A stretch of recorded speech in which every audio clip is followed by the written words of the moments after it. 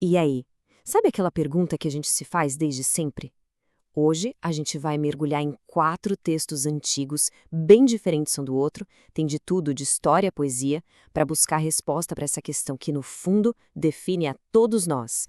Pois é, essa é a pergunta de US$ 1 milhão, né? O que é que realmente une as pessoas? O que transforma um bando de indivíduos numa comunidade de verdade? Forte, coesa? É essa jornada que a gente começa agora, usando a sabedoria desses textos como nosso mapa. Olha só o nosso caminho. A gente começa pela liderança, que é a estrutura que todo mundo vê. Depois, mergulha na fé, que é o alicerce interno. Daí, a gente vai para as relações do dia a dia, falando de verdade. E, por fim, vamos ver como um grito por justiça pode ser o que segura tudo quando as coisas apertam. Ok, vamos lá. Pensa comigo. A gente tem aqui história, teologia, provérbios e poesia.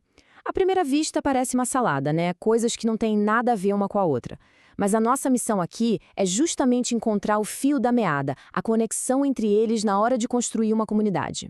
E a gente começa pelo esqueleto, pela parte de fora. O nosso primeiro pilar é sobre aquela força visível que une um grupo. Uma liderança clara e, claro, a lealdade que essa liderança consegue inspirar. E o livro de Crônicas dá um exemplo perfeito disso. O interessante aqui é que isso não acontece do dia para a noite. É um movimento que vai ganhando força. Começa com um grupo pequeno, aí vem líderes de outras partes, a coisa vai crescendo, ganhando corpo, até que uma nação inteira se une em torno de uma pessoa. É um verdadeiro efeito dominó, uma bola de neve de unificação. Mas o pulo do gato aqui não é só poder ou estratégia. O texto faz questão de destacar um coração íntegro. Isso mostra que não era só uma aliança de espada, sabe? Existia um propósito em comum, uma união de verdade, de coração e mente. E para a gente ter uma ideia do tamanho dessa união, olha esse número: mais de 340 mil guerreiros. Isso aqui não é só para mostrar força militar, não. Representa a capacidade gigantesca que uma liderança unificadora tem de transformar grupos espalhados em uma comunidade única, poderosa e organizada. Beleza? Uma liderança forte cria a estrutura, a casca. Mas, será que isso basta? O que acontece se esse líder falhar? O que é que sustenta a comunidade lá no fundo, na sua essência? E essa pergunta leva a gente direto para o nosso segundo pilar. Agora a gente vai para o alicerce, para aquilo que ninguém vê, mas que segura tudo. O texto de Romanos traz uma ideia poderosa, a de que um sistema de valores em comum, uma fé compartilhada, pode ser a base mais sólida de uma comunidade. Antes de continuar, é super importante a gente entender isso aqui. Quando o texto fala em justiça de Deus, não é sobre um juiz num tribunal, tá? É mais sobre estar alinhado, sabe, em um relacionamento correto. E a chave para esse alinhamento, segundo o texto, não é o que a pessoa faz, mas aquilo em que ela acredita. Então, o ponto central é esse. A fé é apresentada como a grande engrenagem. É ela que conecta cada um a um ideal maior e, por consequência, conecta as pessoas umas às outras, já que elas compartilham da mesma crença.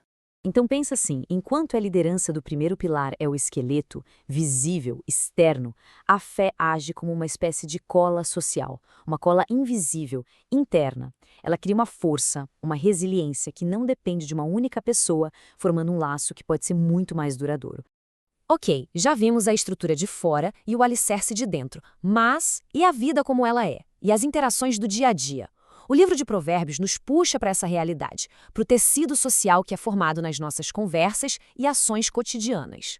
E Provérbios não passa pano não, manda a real. Essa é uma observação bem crua sobre a gente, né? O dinheiro pode até juntar um monte de gente ao redor, mas a qualidade dessas amizades é, no mínimo, duvidosa. É na dificuldade que a gente vê quem é quem. E logo na sequência, o texto dá esse aviso bem sério. A mensagem é muito clara.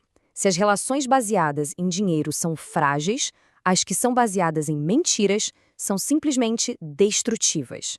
A verdade aqui é um pilar inegociável para a justiça e para a estabilidade. Então, para resumir este pilar, a saúde de uma comunidade não se mede pela conta bancária, mas pela confiança que existe entre as pessoas. A honestidade, tanto nas pequenas quanto nas grandes coisas, é o que constrói laços que aguentam o tranco. Certo. A gente falou de liderança, de fé, de integridade. Parece até um cenário ideal, né? Mas a gente sabe que as comunidades são imperfeitas. Líderes erram, a fé é testada e a mentira às vezes parece vencer. O que segura uma comunidade quando tudo parece estar desmoronando? E é aqui que entra nosso último pilar. E ele não é sobre ter sucesso, mas sobre ter resiliência no fracasso. O Salmo 9 nos mostra um poder que existe na esperança compartilhada por justiça, mesmo quando se está no meio do sofrimento. O tom aqui muda completamente. É um grito de desespero, que vem lá do fundo. É a voz de alguém vulnerável, oprimido. É o reconhecimento de que a justiça aqui, entre nós, falhou. E olha que incrível como esse grito pessoal se transforma. Ele cresce, vira um apelo universal por prestação de contas. É um pedido para que o poder humano, sem controle, seja julgado por um padrão mais alto. Não é mais só sobre eu, agora é sobre nós. E essa é a grande sacada do quarto pilar.